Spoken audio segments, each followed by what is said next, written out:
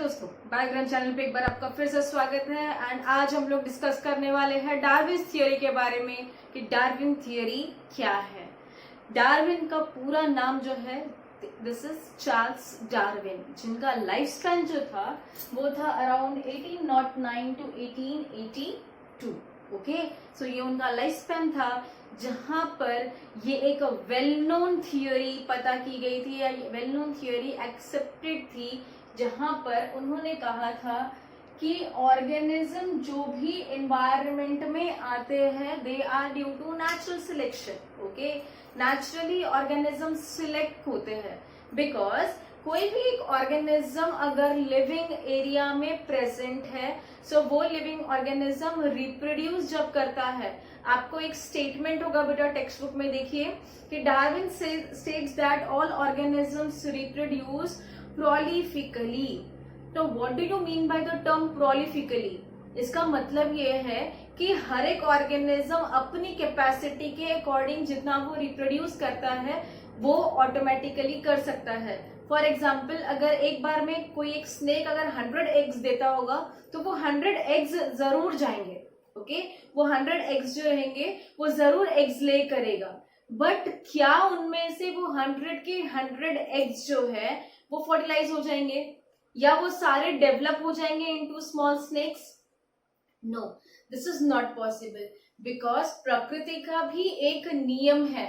और वो क्या नियम है कि अगर मान लीजिए एक ऑर्गेनिज्म पे अगर वो 100 स्नेक्स बनाता होगा या प्रोलिफिकली वो अपने आप को उतने अच्छे से रिप्रोड्यूस कर जाता होगा और वो सारे के सारे ऑर्गेनिज्म सरवाइव कर जाते, तो आज एक स्नेक से 100 बनते तो वो 100 कितने देते, है ना? सो इसी कंसेप्ट पे डार्विन ने अपनी थियरी पुट फोर्थ की थी और उन्होंने ये चीज कहा था कि survival of the fittest. Okay, जो ऑर्गेनिज्म एक्सट्रीम क्लाइमेटिक कंडीशन को सरवाइव कर जाएगा, जो ऑर्गेनिज्म एक्सट्रीम क्लाइमेटिक कंडीशन में अपने आप को सरवाइव कर जाएगा, वही ऑर्गेनिज्म फॉलो अप होता है for the further generations. That means उन 100 में से प्रोबेबिलिटी ये होगी कि वो 10 ही अपने आप को फर्टिलाइज करके प्रॉपर्ली एग से बाहर निकाल के सरवाइव कर जाते होंगे एक्सट्रीम क्लाइमेटिक कंडीशन में। सो इसका मतलब ये हुआ कि कोई भी ऑर्गेनिज्म सरवाइव करता है सो वो डार्विन थियरी फॉलो करता है, that is survival of the fittest. Now second point आपके आंसर्स में ये जाएगा बेटा कि डार्विन ने अपना जितना भी कंसेप्ट या उन्होंने जितना भी नेचुरल सिलेक्शन की थियरी दी थी वो कौन से बुक में पब्लिश की थी? तो वो बुक थी ओरिजिन ऑफ स्पीशीज। ये आपको क्वेश्चन आता है शॉर्ट नोट के लिए ना। शॉर्ट नोट में जब भी आप लिखेंगे Darwin theory of natural selection तो वहां पर आपको सबसे पहले उनका लाइफ स्पैन देना होगा, चार्ल्स डार्विन के बारे में आपको थोड़ी बहुत इंफॉर्मेशन देनी होगी। वो इंफॉर्मेशन में इंक्लूड करता है कि वो survival of the fittest follow up होता था एंड इसके साथ साथ वहां पर उनकी एक बुक जो पब्लिश की गई थी that is origin of species, उन्होंने अपना सारा वर्क जो है वो उस बुक में पब्लिश किया हुआ है। Okay, while this theory is widely accepted theory, पूरी दुनिया इस थियरी को फॉलो अप करती है। ठीक है, पूरी दुनिया इस थियरी को फॉलो अप करती है कि डार्विन जो है वही एक थियरी पुट फोर्थ की है उन्होंने एंड ये थियरी वाइडली एक्सेप्टेड है और इन्होंने कहा कि नेचुरली एनवायरनमेंट सिलेक्ट करता है। ओके, नेचुरली एनवायरनमेंट सिलेक्ट करता है कि किसको सरवाइव करने का मौका मिलना चाहिए और किसको नहीं मिलना चाहिए। पार्शलिटी बिल्कुल भी नहीं करता है एनवायरनमेंट।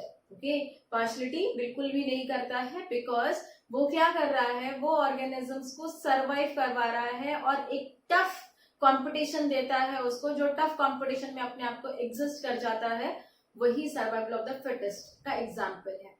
आपके साथ में बहुत सारे स्टूडेंट्स एग्जाम दे रहे होते हैं, उन सारे स्टूडेंट्स में अगर जाओगे तो आपको क्या रैंक मिलेगा? ये सर्वाइवल ऑफ द फिटेस्ट है कि आपने अपने आप को कितने अच्छे से सर्वाइव करवाया है इतने बड़े एनवायरनमेंट में।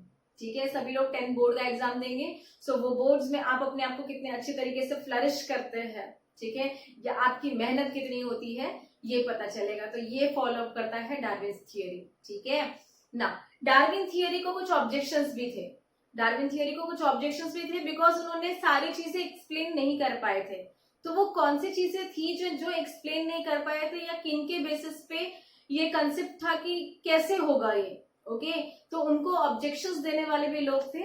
तो वो ऑब्जेक्शंस कौन से थे कि it is not only the factor responsible for evolution, सिर्फ इवोल्यूशन के लिए डार्विन थियोरी या नेचुरल सिलेक्शन होना ही ये एक जरूरी फैक्टर नहीं है। इसके अलावा और भी बहुत सारे फैक्टर्स हैं जिनके बेसिस पे हम कह सकते हैं कि इवोल्यूशन हुआ है। ओके, जैसे इसके पहले हमने डिस्कस किया था palaeontological evidences, then embryological evidences, morphological, anatomical, तो ये सारे कंसेप्ट जो थे वो डिस्कस किए थे।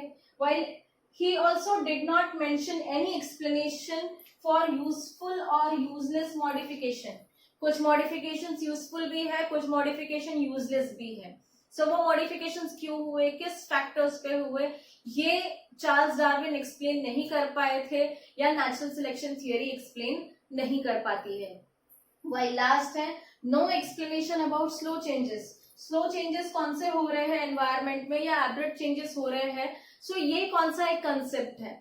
सो ये 3 ड्रॉबैक्स थे डार्विन थियोरी को। सो इस तरीके से आपको जो शॉर्ट नोट आएगा वो शॉर्ट नोट में आप उनका लाइफ स्पैन लिखेंगे, उनका बुक कौन सा पब्लिश किया था ये लिखेंगे।